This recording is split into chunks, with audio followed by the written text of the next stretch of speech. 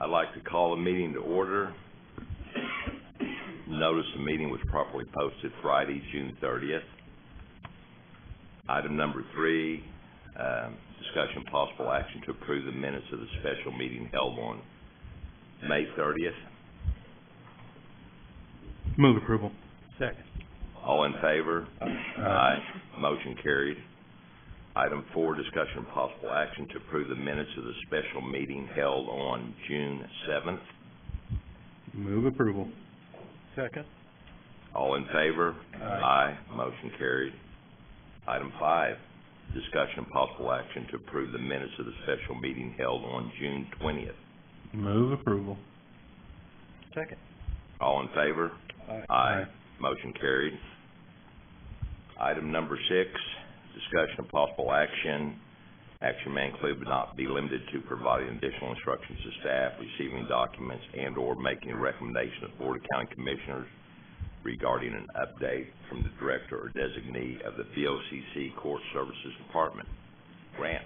Good morning. How are you? Good. How are you? Just like to report, last week we had our first pre-trial committee meeting with Vera.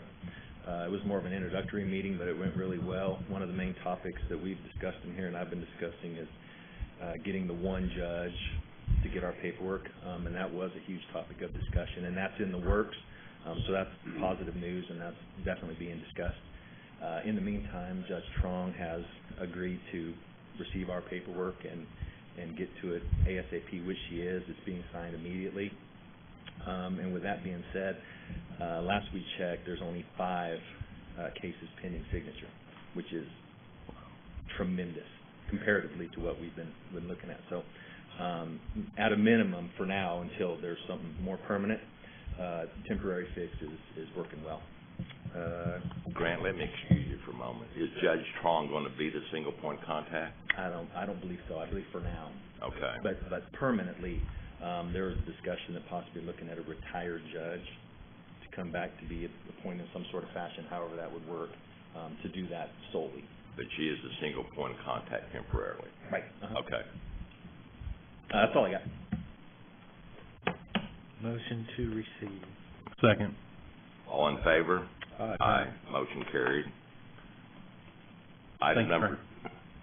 Excuse me. Okay. Item number 7, a report from the VOCC Emergency Management Department. Mr. Barnes. Good morning. How are you? Doing well, thank you. Survived the 4th, I think somewhat unscathed, but we'll see. We've kind of had a busy couple of days, as you certainly experienced. Most of the metro area and great part of the state got some much needed rainfall, and we were partially activated on Monday night surveying weather that was incoming. Keep an eye on that. In fact, Mr. Whitworth was involved in an outdoor display out in the Mustang area that obviously had some challenges in regards to making that occur, but monitoring weather and keeping people updated, particularly for outdoor events around the metropolitan area. Our office did not receive any direct reports, but in working with the City of Oklahoma City, there was some reports of some minor damage and some minor flooding in some areas, and then some street flash flooding because of the heavy rainfall. We are continuing on the emergency operations plan rewrite. I've got a few people who are reviewing certain sections of that document right now. We continue to move forward in that process.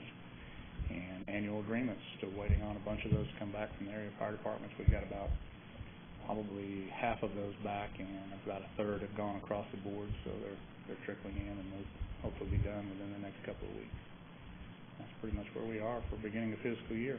We did have a little challenge with the blanket purchase orders. I don't know if you're hearing anything from anyone else, and whether I'm remiss, I will certainly accept responsibility for that, but the 19-minute heads up to get your blanket purchase orders, the next step of approval, didn't work well for my department. When you've only got 3 people and each of those has a certain role in the munis purchasing process, if you're not sitting there monitoring your computer for those kinds of heads up. So it looks like unless something changes, we're waiting until the 12th for the purchase orders, our blanket purchase orders, to be across the board. So if there's any way anything can change in that, I would certainly appreciate that, or if we can do something with the blankets. That's what we got going on. Well, For the most part, David, that's pretty standard procedure here at the county on that first business day. Correct. Yeah, and they were entered, Right. and I know I had approved them at about the 2:30 deadline. Received that email at 2:21 or 2:19, and jumped in and did them. But we don't have any purchase orders like it, so Gotcha. whatever. We'll make it work. Okay. How's your space coming downstairs? I noticed about a 2-foot square piece of metal has been attached to the ceiling. That's the latest improvement, so the HVAC guys are still moving forward. They did some remediation on asbestos last week, and I think really right now, Mr. Monroe could probably give better information, but I think we're kind of waiting on the HVAC folks to move forward. Is that correct? Yeah. And we did go ahead and gut what I call the radio room, so the whole place is stripped out. So as soon as the HVAC folks get completed, we'll be able to move forward, and there's not a whole lot really to be done after that. It's coming around nicely. Very good. Thank you. Thank you. Motion to receive. Second. All in favor? Aye. Motion carried. Item number 8, a report from the engineering department. Stacy? I don't have anything new this week. I'll answer any questions you might have. Do you have, are you working on a master plan for the possibility of that building south of the jail that Oklahoma City currently is? We'll work that through the infrastructure committee. Okay. Very good. Thank you. All right. Anybody else? Motion to receive. Second. All those in favor? Aye. Motion carried. Item 9, a report from the director or designee of the VLCC Planning Department, Tyler. Want to wish everybody a Happy New Year. New fiscal year, Yeah. That's it. We Thank you. really don't have anything to report. Answer any questions. I do have one, on the master plan that you guys are wanting to update. Do you have any update on status when you're wanting to start that? Any information on that process? We can do some of the preliminary work, but, without the funds, basically nothing we can do. We're not funded. Okay. So And as far as the funds, was it 50,000? Is that the dollar amount? that was the amount that was going to come from the planning commission, but the remainder was coming from the general fund. Okay. What we're anticipating. How much are you needing at this point to be able to start moving forward? I wouldn't know an exact figure. Depends on whether or not we're going to start with the meetings in the communities, or we're going to start off with the water report first. Initially, what we had 250. Yeah, but we were. I don't think we had a plan for initially starting until we were sure we were going to get the funds. The full 250? Yeah. Okay. Now, do you anticipate, is that a project that would be able to be completed in one fiscal year, or? Usually not. So is it something that we could split that 250,000 up into, some this fiscal year and some next fiscal year? Absolutely. And if so, do you have a ballpark on what you would need for this fiscal year so we can get started? We have set aside maybe enough to get started, just in the planning commission side, without the general fund. We could start on that. Just on a full, complete overhaul, like a Of the brand new master- document? What did it cost last time we did this? Which was, 10, 12 years ago?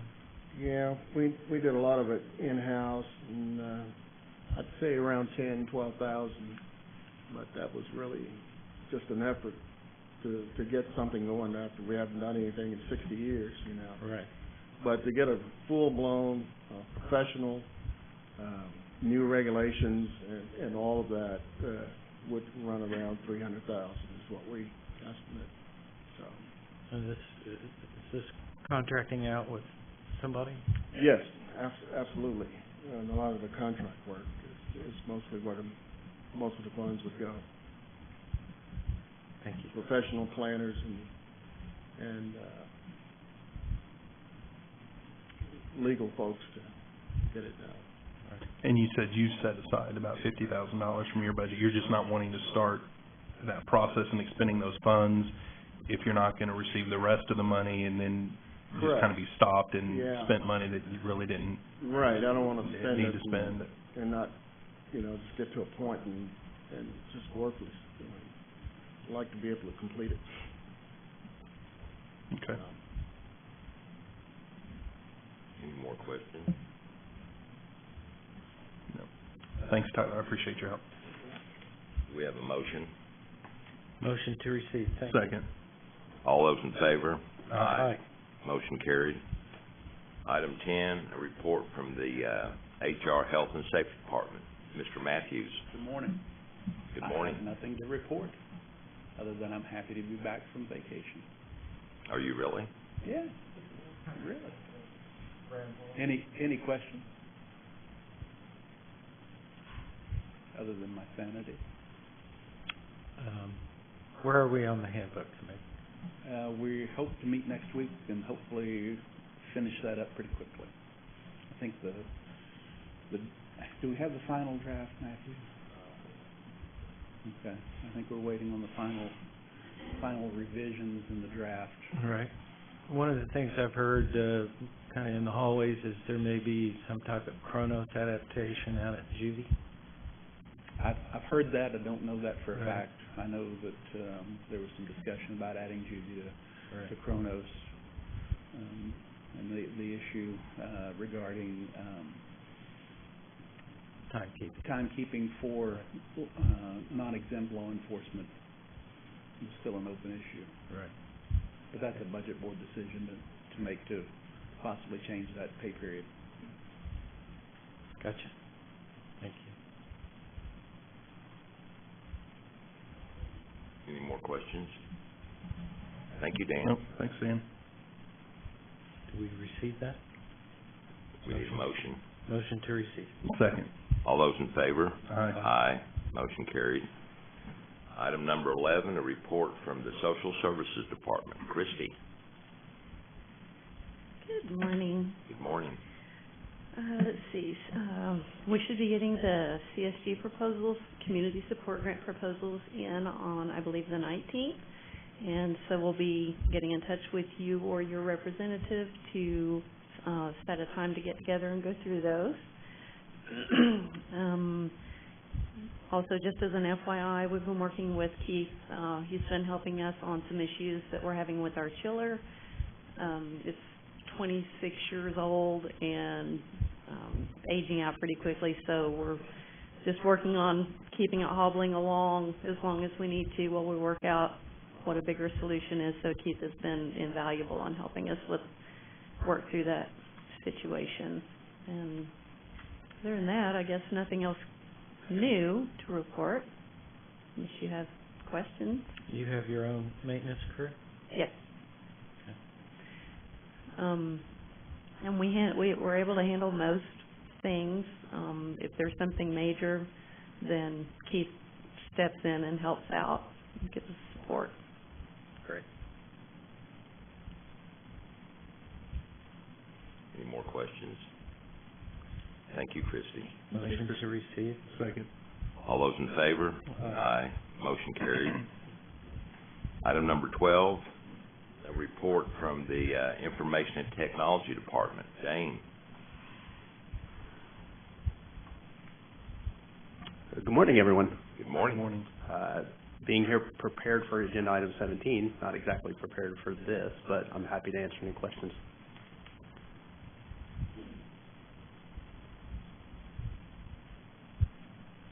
You have any questions, Rick?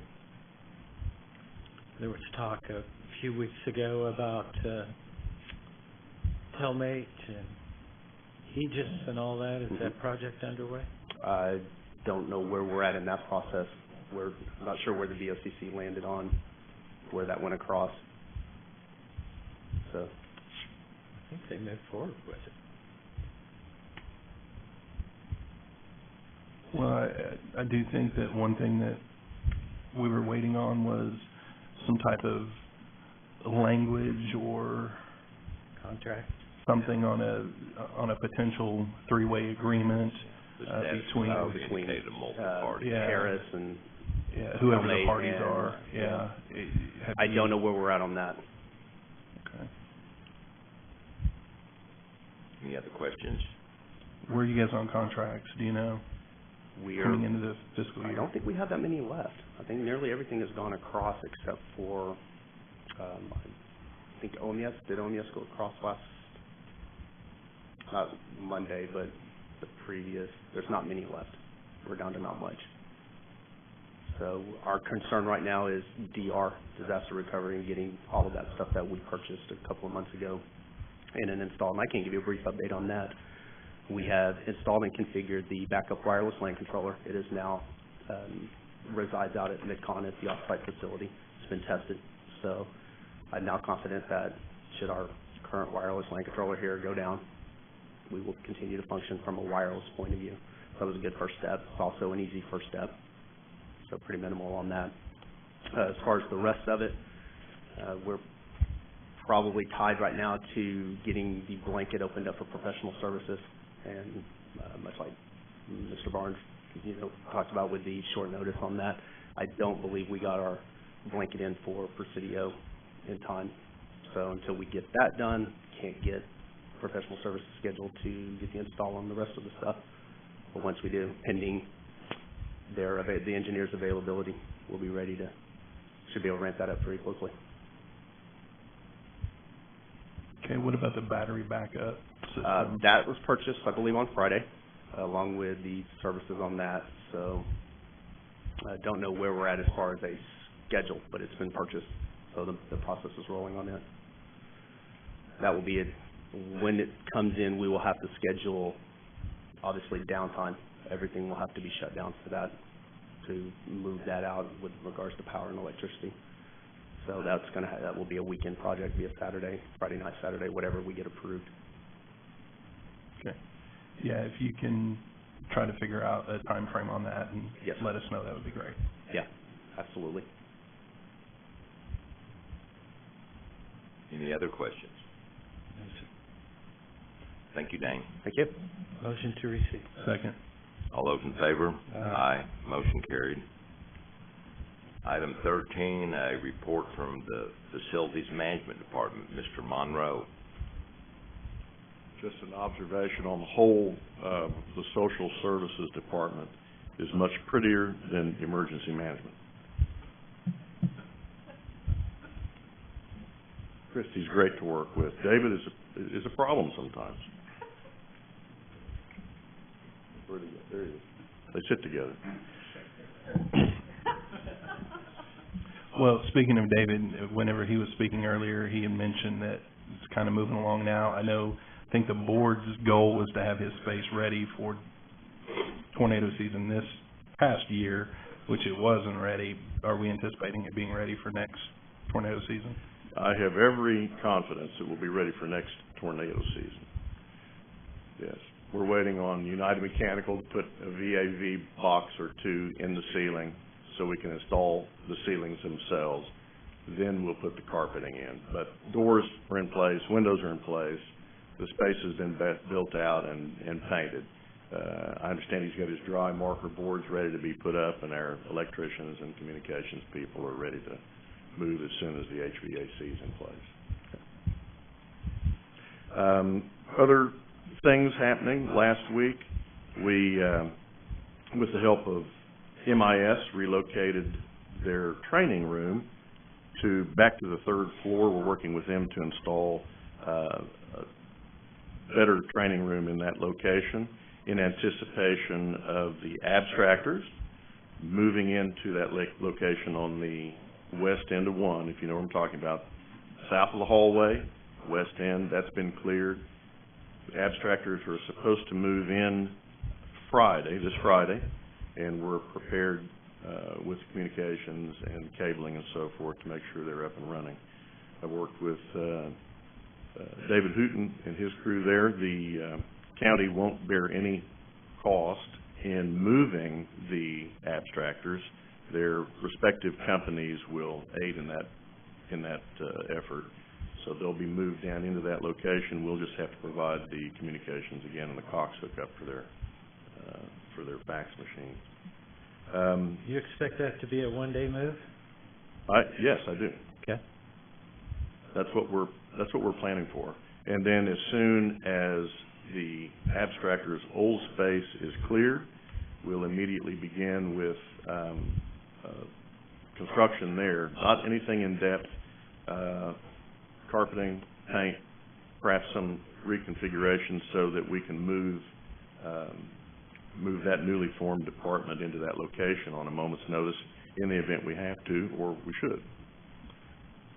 Well, what's the timeline on getting them into that space? I'd say if we have contractors that are available and will work with us on this small little bit of work that needs to be done, we could probably have this done in a week. Now, there may be some hold up depending on what carpet is chosen or a painter's schedule or whatever, but really I would expect this to take place next week.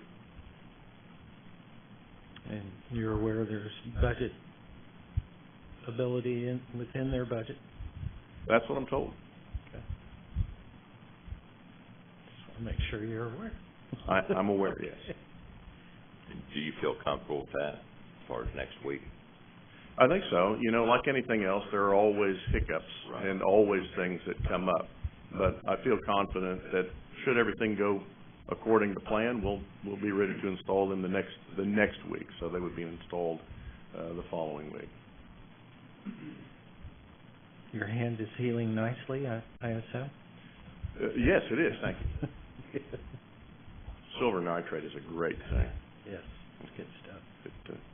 Going back to the new jury assembly room, when do you think that it will be completed, where they can start using that as a jury assembly room? You know, we have some details to work out. Configuration of a judge's, for lack of any other term, a judge's bench and where help would be located. Also, there's some discussion about the court clerk adding a kiosk, an enclosed cash booth or exchange booth along the north wall. We've developed some plans for that need to go across the agenda for the infrastructure committee to consider. To answer your question, I think if things move like they are, I'd say sometime middle next year as an outside guess. The mechanics are all coming together. That's the most difficult part. It's like this room, paint, walls, flooring, that's all easy and recognizable, and to many it means progress, it's visible. But it's everything above the ceiling and behind the walls that take the additional time and consideration to make sure we do that right the first time. So that always is a delay and always holds us up, but it's got to be right the first time or we wind up suffering from here on out. When you say middle of next year, are you talking in the fiscal year or calendar year? Calendar year. Okay, so next summer. I'd say at an outside. Things will progress once the mechanical and electrical portions of that are in place and completed. The rest of this will move fairly quickly. Have they not been doing the mechanical for quite some time down there? No, we've been working on mechanical. And the issue is it's not just a clean space. For example, we have to take chilled water and steam from an equipment room on the second floor just below us and behind here. So traversing ductwork, going through ceilings, down through floors, takes time and consideration. These kinds of things weren't on a particular plan or delineated as to how they were to be addressed specifically at the time the plans were made. So many times these kinds of changes have to happen on the fly, and that's what's happened. An example, the room that John Wilkerson is to occupy, there was a kitchen in the back. That kitchen has to be taken out, and we're using a section of wall, maybe 3 feet by 8 feet, in order to accommodate the chilled water piping that comes from the mechanical room through that floor and down into the jury assembly room, the new jury assembly room. Those kinds of things really can't be anticipated and have to be done when we get to that point. All of those kinds of considerations at this point, I think, have been taken care of, and we're now working within the space itself, which is wide open and accessible. So that makes things easier. Well, what concerns me, when we first started this project, renovating some spaces here in the annex, we were on if memory serves correct, a 4-year time frame on our reimbursement, our TIF reimbursement. Mm-hmm. So I think the county tried to put together a deliberate plan so as to move as efficiently as possible throughout the spaces that were going to be renovated. Mm-hmm. We're, 3 years into the plan now? I'm not sure Stacy would know. Yeah, we're 3 years into the plan, and the jury assembly room was one of the key cogs as far as being able to maneuver from one point to another. Mm-hmm. The concerning thing is that we're talking about another year, because middle of next year is actually a year from today. Mm-hmm. So we're looking at a year, and that pivot point being the jury assembly room was one of the first 3 or 4 pieces on that plan. Mm-hmm. So it seems to me that we are way behind schedule.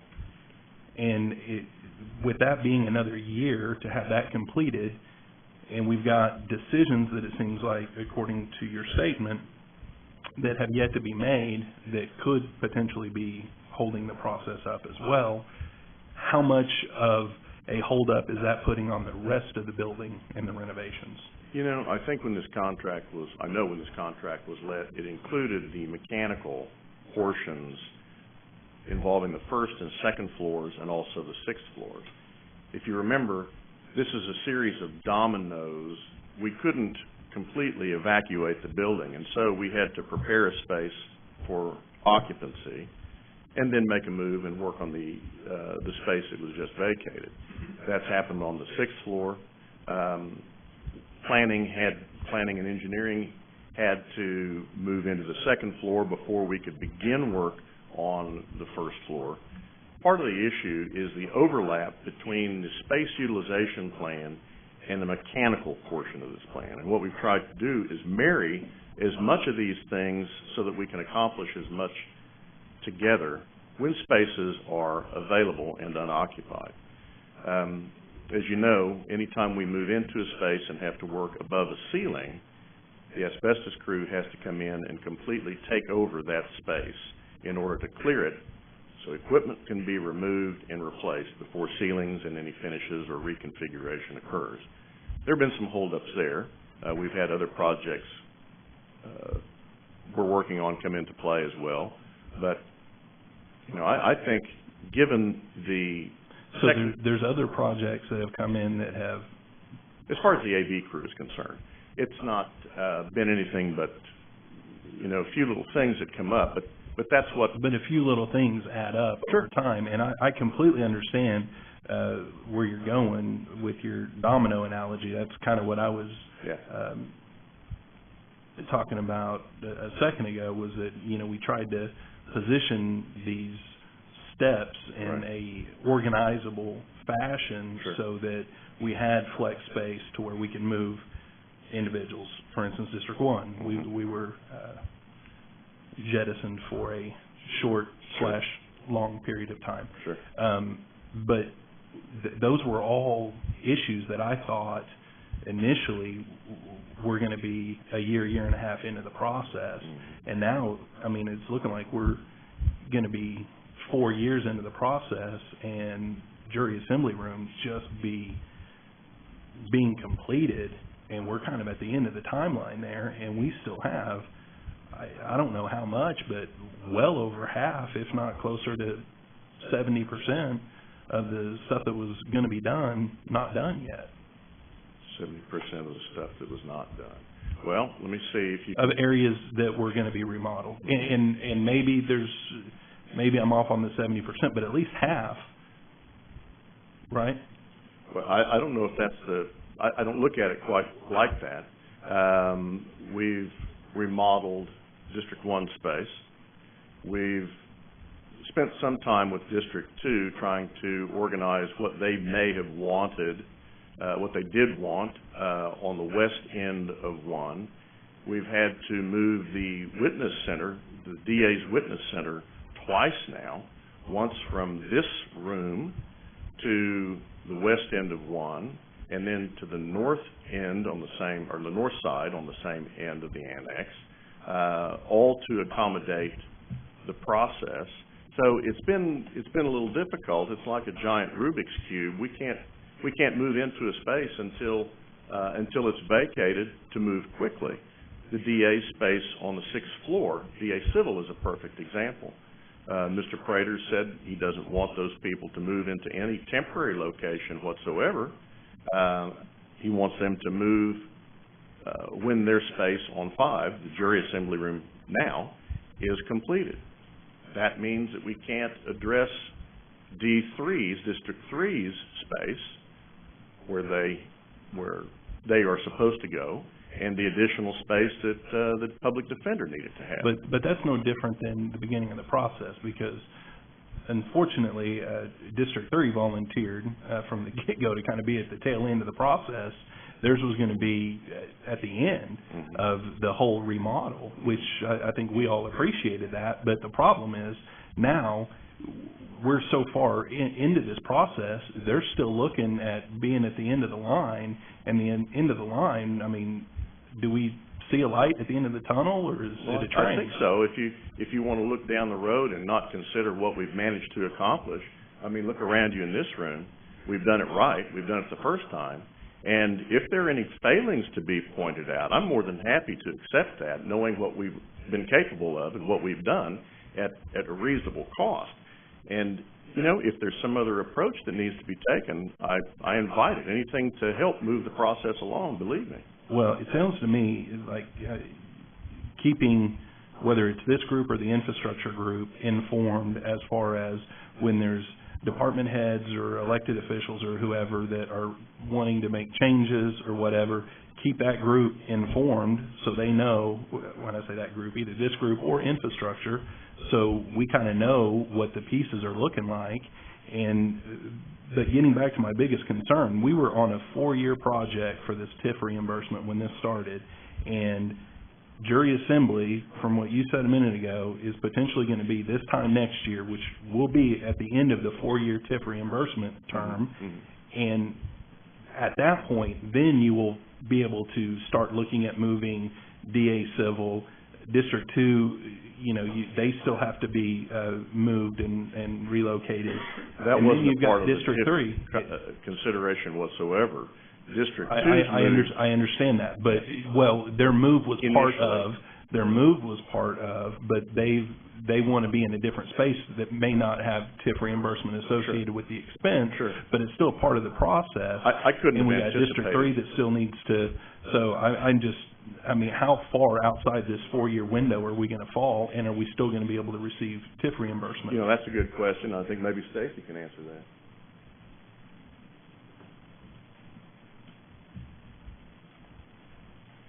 We may need to do an amended agreement with the city to extend the life of that TIF end date. I'll contact them and find out how critical that is to them. I would think that would be something that we would want to do now as opposed to 3 months before the end date, because if we find out 3 months before the end date, there's not anything we're going to be able to do at that point to get it done any faster. At this point, if we found out a year in advance that we can't get that amended, they're going to stick hard and fast for that 4 years, then our project may get more expensive because we're going to have to throw more contractors or whatever at the project, but at least we can still get the project done if we got a 12-month window. that we Right. know that we have to fit everything in. We'll work on that real short to see what the city's position is. Thank you. Any other questions?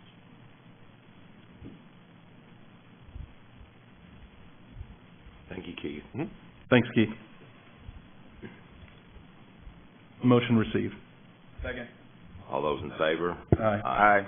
Motion carried. Report from the Oklahoma County Juvenile Bureau. Mr. Hines.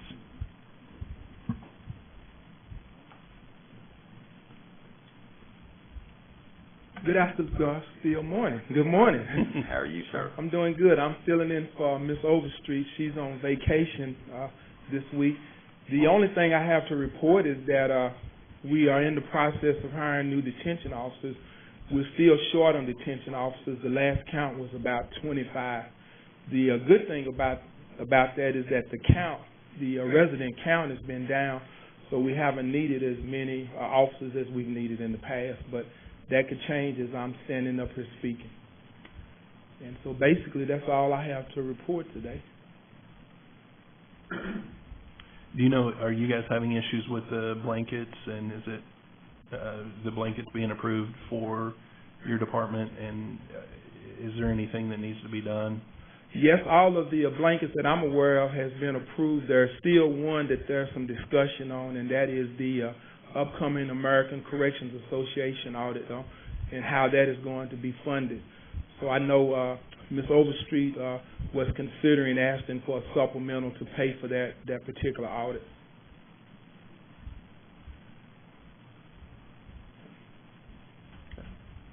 Move to receive. Second. Thank you. Thank All you. those in favor? Aye. Aye. Motion carried. Thank you, Mr. Hines. Item number 15, a report from the BOCC Benefits Department. John. May I be the first to welcome you to this committee? Good morning. Good morning. I'll try to keep this short. I have about a 20-minute presentation. I'm just kidding. I just want to kind of get you up to speed at where we're at and what we're working on, so you'll know. Behind the scenes, contract season is now beyond us, but we still have one that's lingering in the heart hospital. It's just they got it to me late, and there's some changes that they wanted. So, long story short, it'll be on the budget board this month, and we're still covered through the HealthSmart My Decision program with HealthSmart.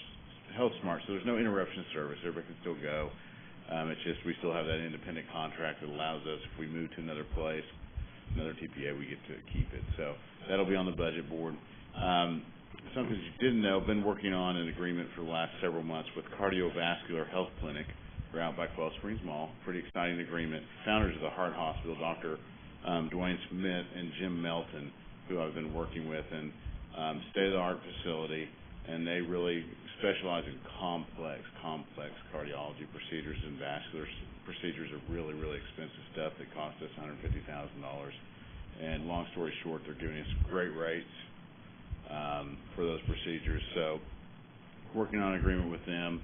HealthSmart is also working on an agreement at the same time, but this is kind of goes in tune with some of the heart hospital stuff, but a lot more complex. So the really, really rare and really expensive stuff, that's what this covers, not the everyday stuff. So hopefully I'll have something to the budget board this next month with the doctors there to kind of explain who they are and give an introduction. So those are really contracts. Only things to be wrapped up on that. And then really what's been keeping us busy is the prescription change and the network change. Receiving a lot of calls, emails, questions, a lot of upset retirees, but kind of calming their nerves that, hey, it's not changing really, it's just a new card. Because they see that CVS logo on their card and they say, well, I don't want to go to CVS. I have to just remind them, hey, we've always had that on our card. You can go to any pharmacy you want to. But really, we've been monitoring all the prescription changes since 7/1 behind the scenes and looking at the rejections and the reasons, and really haven't had anybody try to use their old card. It's really all the common stuff like wrong birth date entered or pharmacy messed up or they try to get the refill too soon. So far, we've only had one that I know of that we've had to go through the new prescription system. So everything's been going pretty smoothly on that. Our current projects we're working on, really this is the time that we start working on all our actuary stuff on the retirement plan. Lots of different items we get, and then on the medical plans, we work with all those actuaries, gathering data, refining data, going back and forth. That usually takes about a month and a half to do that process. And then on to the kind of current needs, just gonna ask for some help on a couple things. We need to be trained in Munis on requisitioning, approving and receiving for our departments. I don't know who we go to for that. So if someone could assist in that, that'd be helpful. And just need to address some general purchasing needs for envelopes, postage, office supplies, stuff like that.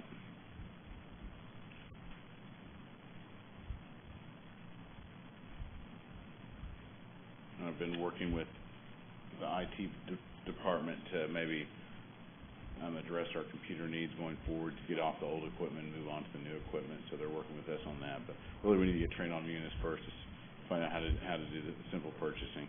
That's really all I have. Dan, do you have, okay. Amanda. Okay. Have you reached out to them? I have not yet. Okay. I can't. John, when we went over to the healthcare highways, did that affect any discounts we was getting from CVS as far as, we had that one discount for over-the-counter drugs? No. Okay.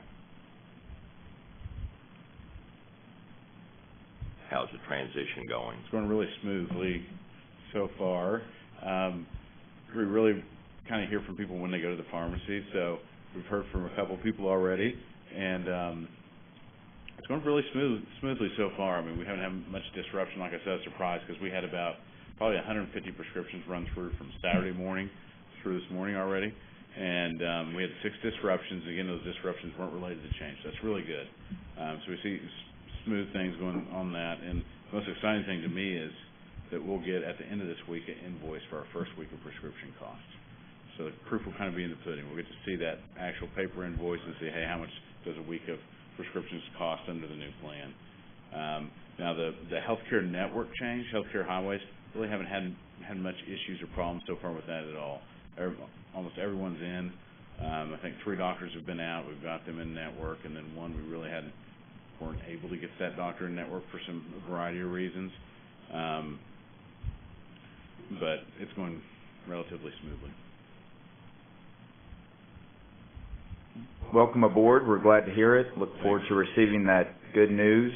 And also, we understand your needs like you've identified for office supplies, computers. There's going to be additional training, we know, with some of the changes. And we had, as you know, budgeted for that until my understanding is Monday. That was kind of clawed back by some of the budget boards. So we're going to continue to work to make sure that you get all the funding that you need to continue and be successful in this new department. So thank you for all of your hard work. Thank you.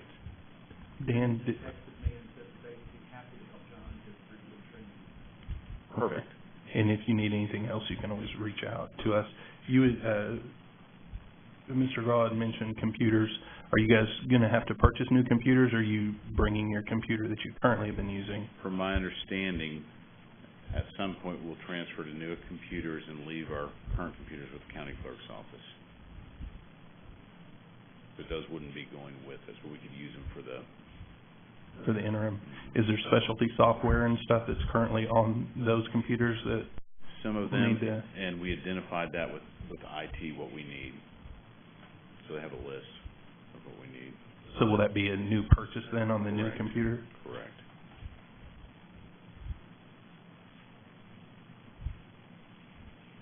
I wonder if... I mean, we necessarily don't have to buy new computers. We don't have to transfer our computers now. They work fine, but that's an issue between you all.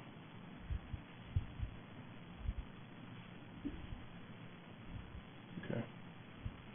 And then another important thing to note, since the new space is relatively small over there where the abstractors are now, I think we mentioned previously about converting all our paper files to digital. And if that was going to be a possibility, if someone maybe could ask the DA's office through an opinion, if we could convert all the paper we have to digital, that way we wouldn't have to build out a file space, a file room, have some extra room in the new space.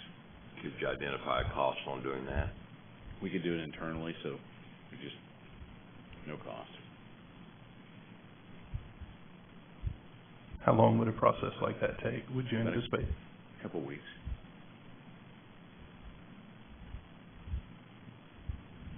Because we have so much paper now, if it's legally possible to convert it all to digital and just not have a file room and just keep digital secured files instead, it would save time, money, and space as well.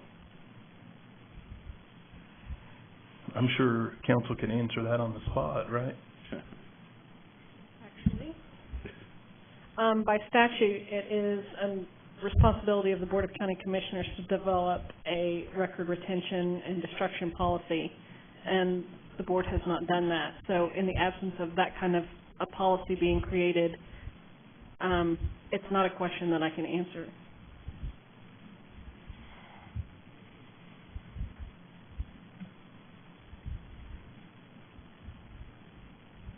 There you go. If there are no more questions, I'll move to accept. I'll second that. Thank you. Thank you, John. Thank you. All those in favor? Aye. Thanks, John. Motion carried. Item number 16, a discussion regarding the BOCC retaining bond counsel at their discretion. Do you have some information on this, Stacy?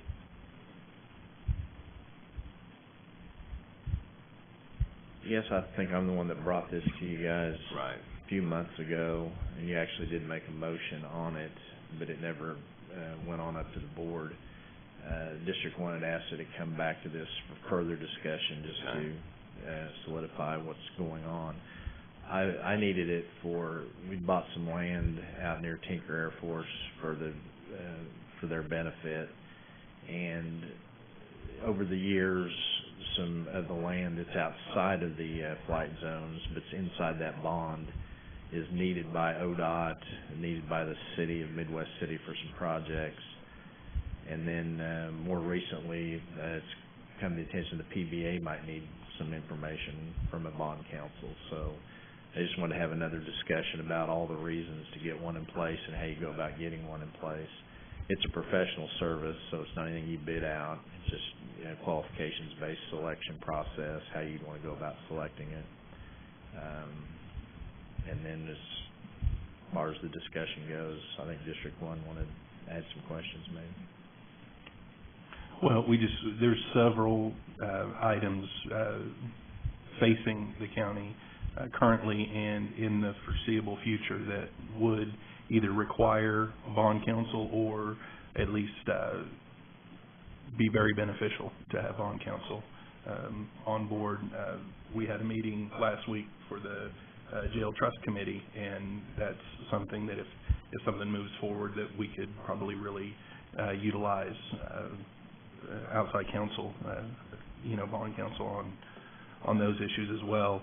I think that Mr. Bush did a great job. Unfortunately for the county, he retired, and we understand that that happens from time to time. So we do need to figure out what we're going to do going forward as it relates to bond counsel. I spoke with somebody at Mr. Bush's firm.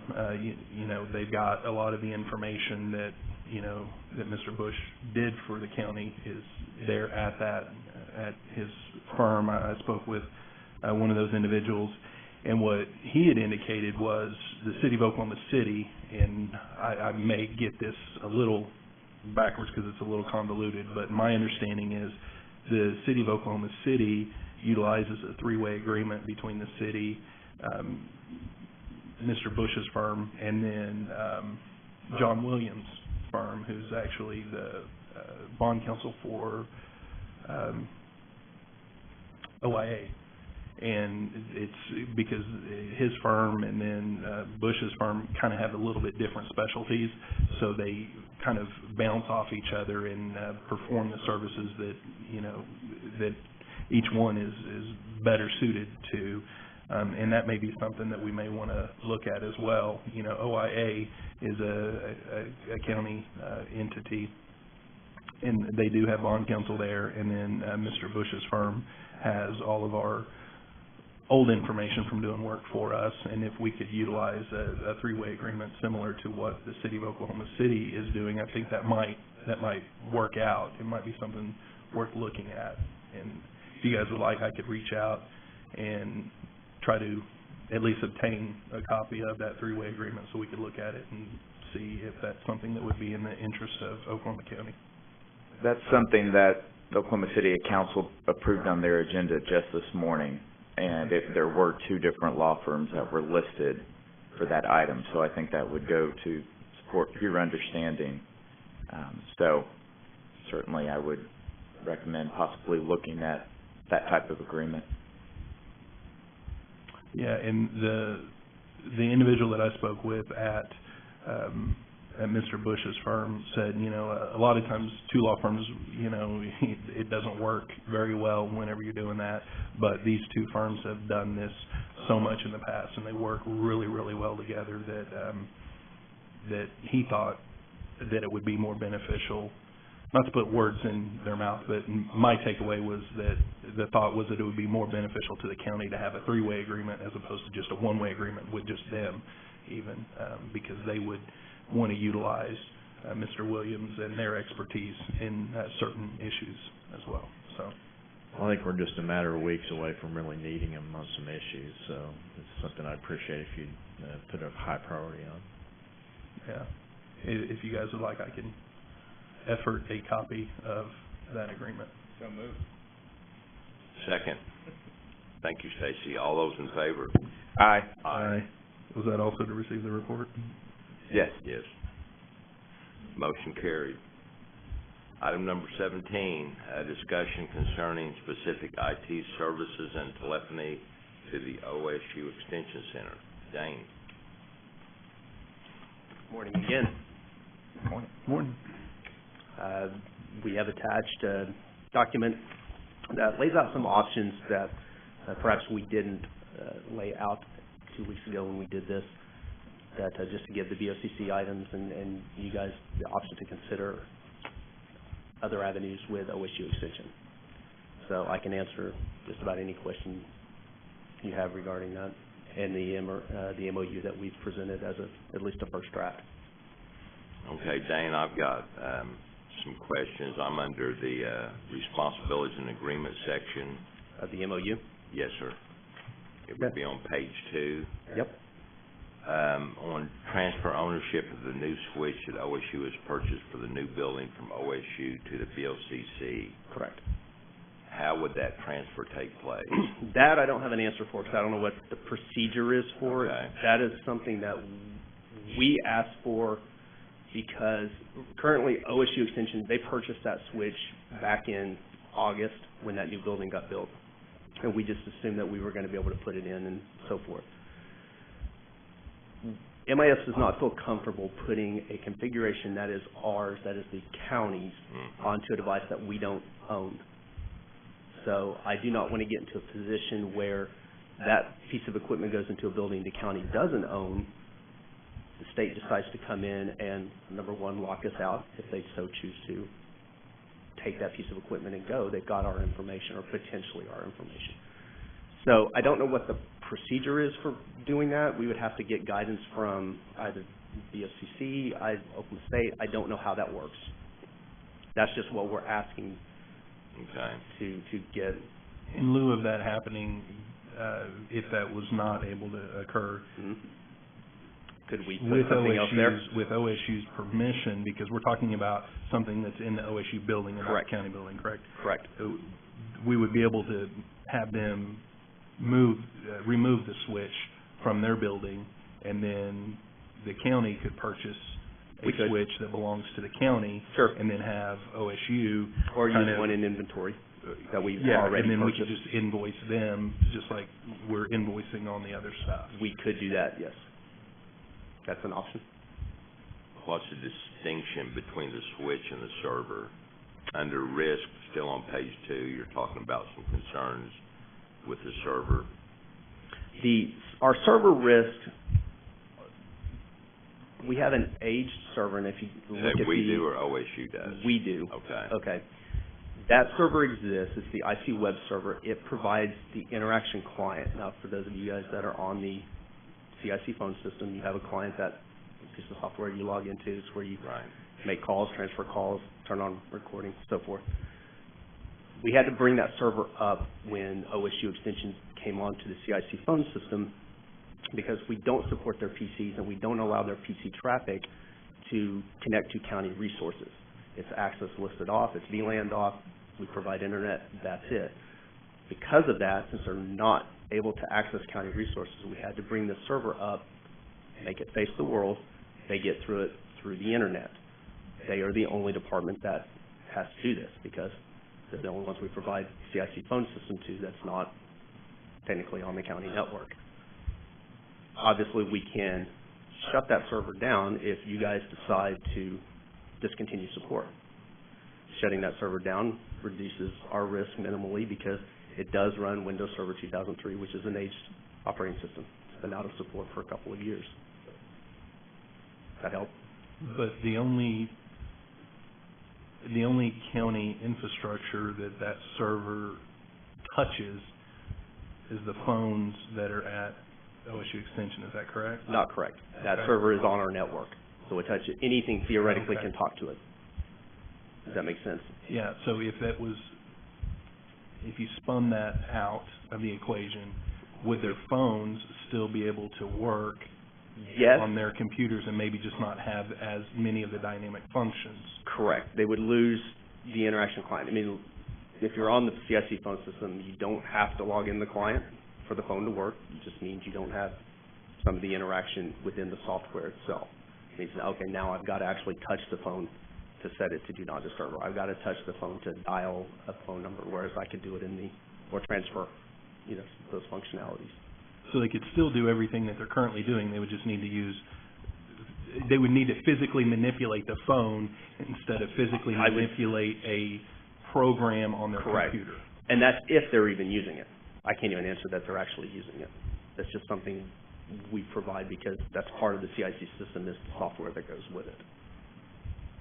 So this is part of the software that, 4 years ago, that we were trying to get Correct. Well, part of that, everybody in the county part of that, off of. we'll call it the new phone system from 4 or 5 years ago whenever we brought it up, yes. Which also theoretically can go away if we get funding and approval for a new phone system. That's the first system that will go away as part of the project plan. So that server's going to go away anyway. But while it is, you noted, minimal risk, it still is risk to Correct. the county. Yes. We could still provide the services and have a very small service impact on OSU by removing that server and just having them physically manipulate the phone, which that's what I do. I mean, I don't. Correct. I do. It's been a year since my interactive client has even been pulled up on my computer. And I don't even know if I can pull it up now. To be fair, and as I said, they may not even use it. We may be providing it for nothing. That'd be a better question for OSU Extension. So, but you're right. Yes, we could probably shut it down, and the phones will still work. Has legal Right? Yeah. Has legal counsel looked at this MOU? I believe they have. I know it's come up twice and was rejected twice. I don't know if it's come up a third time. I haven't seen it if it's come up a third time. Do you know? I don't know if it's come up a third time. I think maybe based on the comments, we were maybe a little unclear since having never done an MOU or I've never been a part of an MOU. I'm not sure quite what the procedure is, if it goes to you guys first, if it comes to you first, and then goes to the DA, I'm not really sure. So I don't think it was submitted a third time. You talk about, with OMES amending, the contract to include the OSU Extension Circuit. Correct. Do you have any idea how much that would be? I mean, would it be an additional line? It'd be an additional line, additional circuit at currently we're paying $196 a month. Okay. So while we have 2 contracted circuits for $196 a month apiece, that we would have a third. So under your fees and payments, as your estimation, the additional line would cost $196? Correct. Okay. Right. And So how many lines would be would they be using out there at OSU Extension? They're using what they currently have. It's just an internet connection. So we're not talking phone lines or something like that, or multiple. We're contracted for 2 here at the county, that being our primary internet line, and the second being the new election board / D2 office circuit. This would be just a third connection. It's already there. Technically, it's already there, that's correct. Okay. That currently no one is paying for. Okay. But that's So on that OMS. needs to be taken care of anyway. Correct. It's going to need to be taken care of, and I threw that in as a kind of a con because if you were to discontinue support and they were to have to go get another internet connection, OMS is probably not a likely candidate for them. I don't understand necessarily why, but based on conversations with our account rep, the price we get provided, the $196 a month, is something we get provided either because we're the county, because we're whatever the parameters are. He didn't think they could offer OSU Extension that price. He seemed to think it would be somewhere in the $1,000 a month, which is actually common for, if you look at the speed that they get, that is actually pretty common.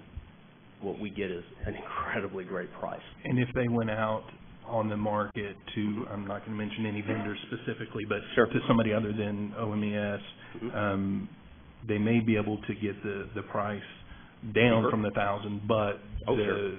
That's real. That's reasonable. But the speed and reliability may not be what they're accustomed to? The speed, probably not. The reliability, probably so. I don't think reliability is, in this day and age, is too much of an issue. Could they save a little money? Sure. Would they get the amount of speed? No. Do they need that amount of speed? No. That helps. Do they currently have a D3 circuit out there?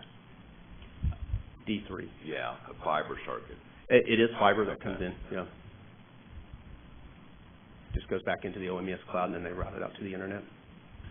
I mean, I personally think if council signs off on an arrangement like this, that it's legal, I think that it enables OSU to retain their phone numbers, which that's the big one. Yeah. Right, because although my understanding is blocks. you could still have those lines forwarded to a new number. Correct. But it's still an inconvenience, and if we could do something like this. To me, the inconvenience, it's kind of a double inconvenience, Cody, really, in the sense that it's an inconvenience to OSU because they have to change.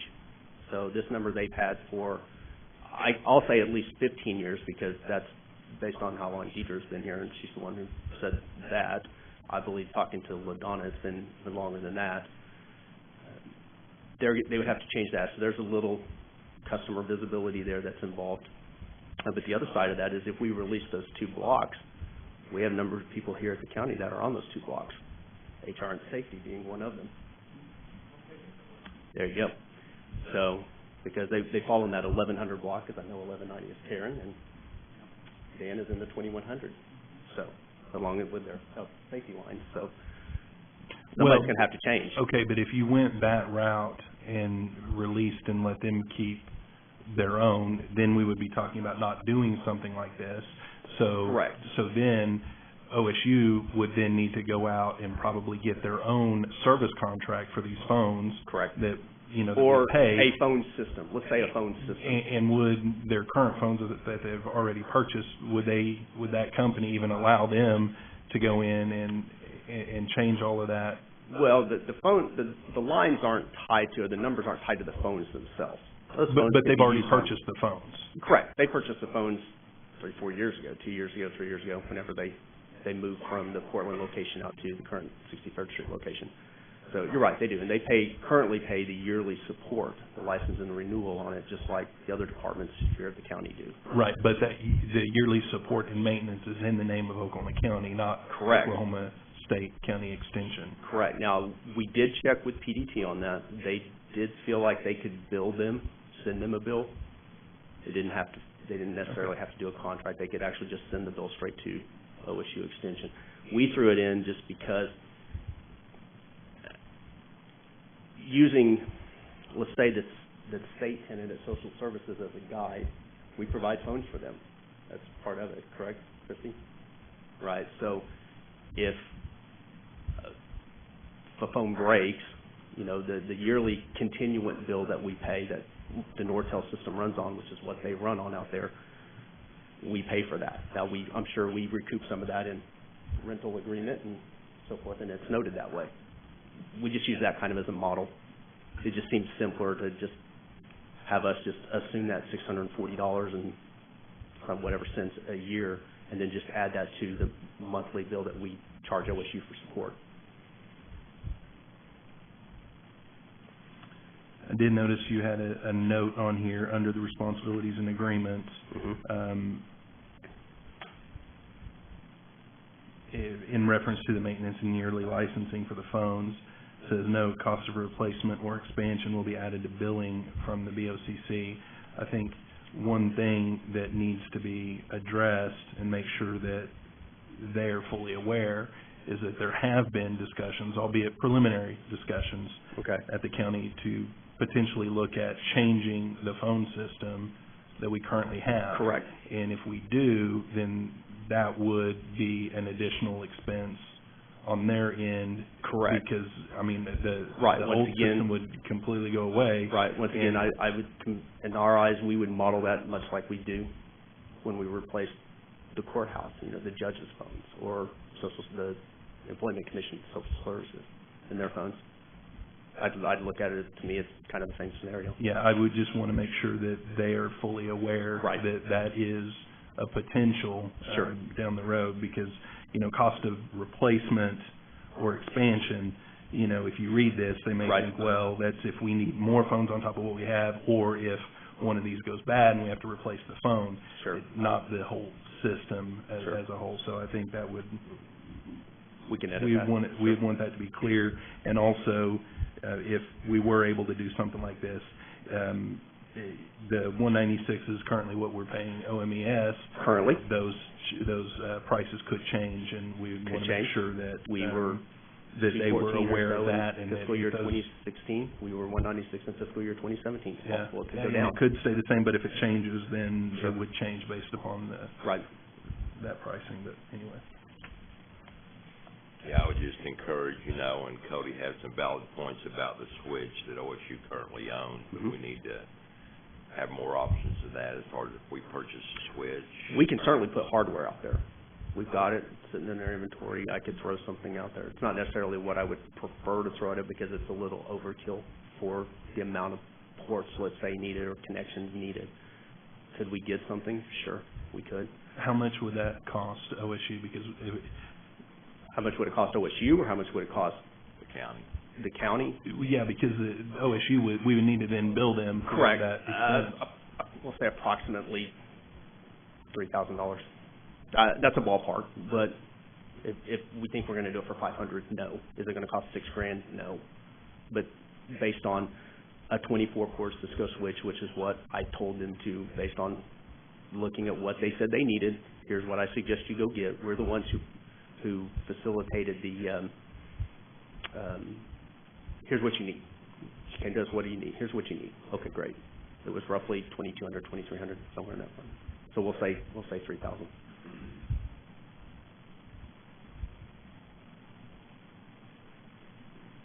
Well, then I think what Steve was talking about, I think we need to run the traps on that and see if it can be transferred. And if it can't, then LaDonna would need to be made aware of that potential expense and see if that's something that she's able to The access absorb. points are also a slight concern, albeit they were purchased with county dollars technically at the time. OSU purchased them 2-3 years ago. Once again, we want to bring those under our control also, because they don't work without our back-end system anyway. So I'd want ownership of those also. Now, whereas the difference being they were purchased with county dollars 2 or 3 years ago, whereas the switch was purchased off of their budget from OSU to build that building. So that was never a county inventoried item, if that makes sense, where the APs are. So I don't know if that changes how you guys want to go about it, or what the policy or procedure is for transferring the equipment. Could we get APs? Sure. We had to buy more. Renders there is useless, but if they transferred ownership to the switch, would you physically move the switch to the building we're currently leasing OSU? No, it would go in the new OSU Extension building, the new building that OSU paid for. That's the purpose of it, so. Okay. The switch we currently own is in the county-owned Right. extension. Could you transfer the switch that currently resides in the OSU-owned building to the building that the county owns that we're leasing to OSU? There's gonna be a problem at one point in time as far as serviceability and stuff. In other words, if we had the equipment, it would be better if the equipment was in our building and not theirs. The problem with, okay, you're talking about, are you asking me if we can house the switch in the Yes. county-owned building? Yeah, if you don't have a switch in their building, it's switched through our building. The problem with that is, from an engineering point of view, is I don't know how many connections they actually ran in the new building. It's a minimal amount, 8, 10, 12, I don't know. It's not more than 24, because that's what we purchased, a 24-port switch. But currently, those two buildings are connected with a pair of fiber. I can't make 8 connections go through one pair of fiber without some device On the other side. on the other side. Now, if you want to house it there, and that's what you want to do, then that means somebody's going to have to rewire the Oklahoma State building and bring those lines into the county building. Does that make sense? That's just an engineering thing. And Can't what get around size that. fibers between the two buildings? Do what? What size fiber, how many fibers? I don't know if they pulled, I would hope they pulled probably 3 pair multi-mode. all? Yeah, I don't know, but we didn't do that. County didn't Okay. do that. That was, OSU paid for that. Yeah, if it was in a conduit or something. It's in a conduit, yeah. Oh, is it? It is. Mhm. That would be the best scenario, because if we're liable to service a switch and it goes down in the middle of the night, we can't get in. Correct, but once again, we're talking from an engineering point of view. You got fiber between the two buildings, not copper. The switches we have are copper, not fiber. While I can house a little bit of fiber into them to make the connection between the There's two a devices. multiplexer in the building? The multiplexer. But the switch we have in the county extension has the ability to bring in a handful of fiber connections, 4 if we wanted to go 4. We don't need 4, we need 1. So there's 1 line connecting the building. It's something you might look at, and in the contract, if it's determined that you want to keep the building, keep the switch, regardless of who owns it, in the OSU-owned building, Mm-hmm. then it'd have to be provided for in the contract as far as allowing access to that building. I thought we add that in. That's Yeah, I think there was under Was there? their Okay. responsibilities. right. OSU.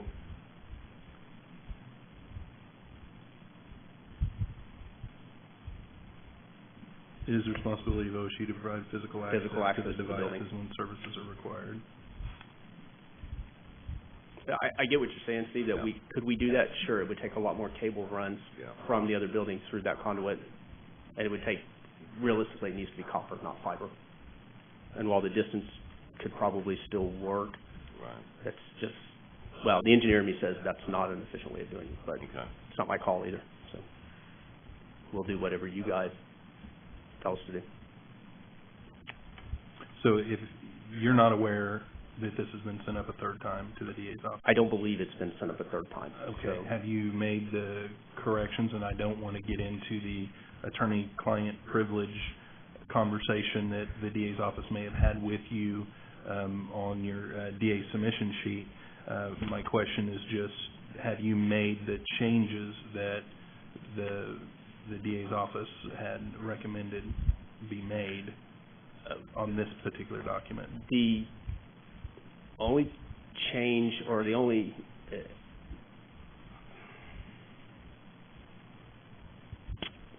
I'm not quite sure how to answer that, other than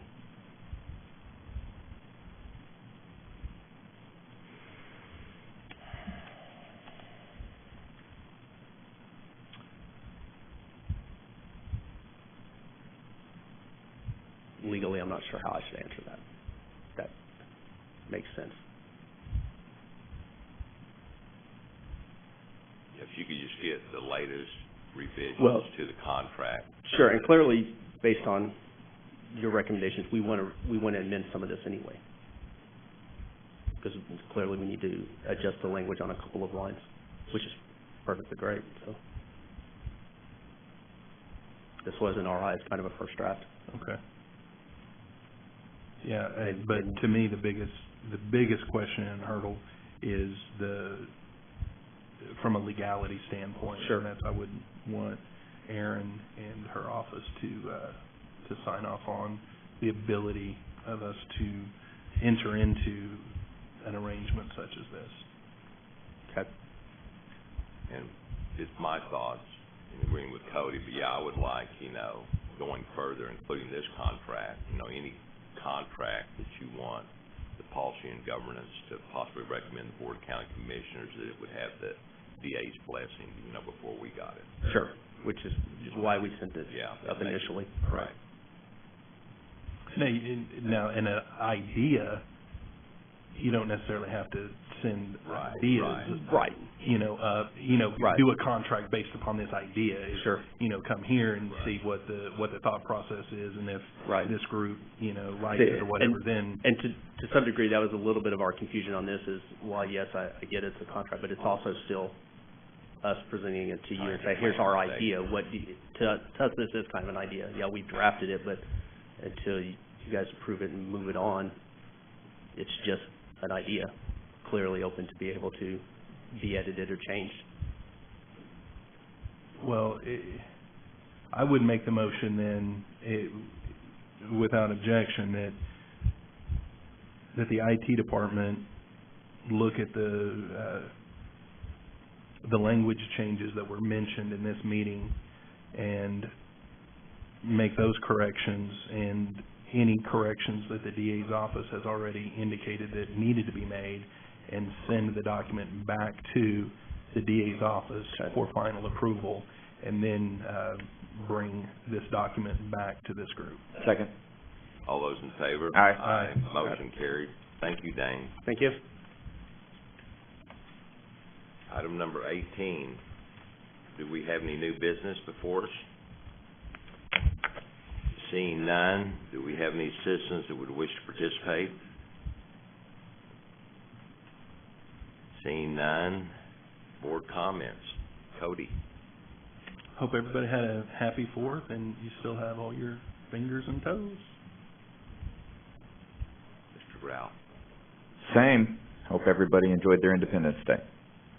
Well, I'm going to do something very unusual, and I'm going to talk a little bit about the Thunder, not steal anything from your boss. But looks like that we've maybe made some good acquisitions, so maybe we'll have a good year.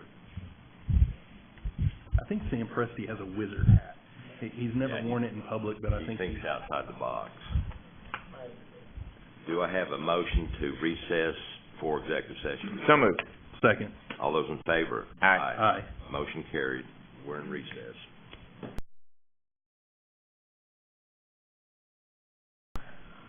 Do I have a motion to return into open session? So moved. Second. All those in favor? Aye. Item number 22, action regarding the possible demotion or discipline of Rob Till, an individual salaried public employee. Mr. Chairman, I moved that we direct the Director of HR, Mr. Matthews, to modify the performance improvement plan based upon the recommendation of this committee as discussed in executive session. Second. All those in favor? Aye. Motion carried. Do I have a motion to adjourn? So moved. Second. All those in favor? Aye. Motion carried.